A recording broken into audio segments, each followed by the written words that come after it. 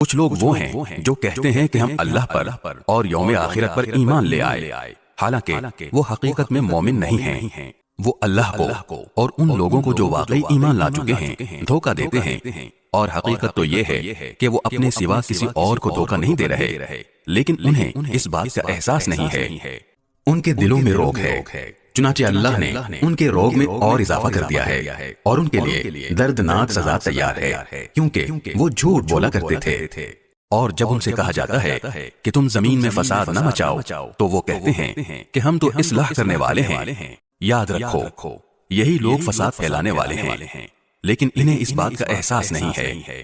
اور جب ان سے کہا جاتا ہے کہ تم بھی اسی طرح ایمان لے آؤ جیسے دوسرے لوگ ایمان لائے ہیں، تو وہ کہتے ہیں کہ کیا ہم بھی اسی طرح ایمان لائیں جیسے بے وقوف لوگ ایمان لائے ہیں۔ خوب اچھی طرح سن لو کہ یہی لوگ بے وقوف ہیں، لیکن وہ یہ بات نہیں جانتے۔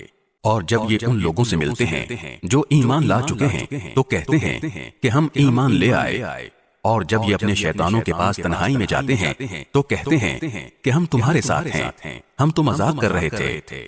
اللہ ان سے مذاق کا معاملہ کرتا ہے اور انہیں ایسی ڈھیل دیتا ہے کہ وہ اپنی سرکشی میں بھٹکتے رہیں۔ یہ وہ لوگ ہیں جنہوں نے ہدایت کے بدلے گمراہی خرید لی ہے، لہٰذا نہ ان کی تجارت میں نفع ہوا اور نہ انہیں صحیح راستہ نصیب ہوا۔ ان کی مثال اس شخص کی سی ہے جس نے ایک آگ روشن کی، پھر جب اس آگ نے اس کے ماحول کو روشن کر دیا تو اللہ نے ان کا نور سلب کر لیا اور انہیں اندھیریوں میں چھوڑ دیا کہ انہیں کچھ سجھائی نہیں دیتا۔ وہ بہرے ہیں، گونگے ہیں، اندھے ہیں، چنانچہ اب وہ واپس نہیں آئیں گے۔ یا پھر ان منافقوں کی مثال ایسی ہے جیسے آسمان سے برستی ایک بارش ہو جس میں اندھیریاں بھی ہوں اور گرج بھی اور چمک بھی۔ وہ کڑکوں کی آواز پر موت کے خوف سے اپنی انگلیاں اپنے کانوں میں دے لیتے ہیں، اور اللہ نے کافروں کو گھیرے میں لے رکھا ہے۔ ایسا لگتا ہے کہ بجلی ان کی آنکھوں کو اٹک لے جائے گی۔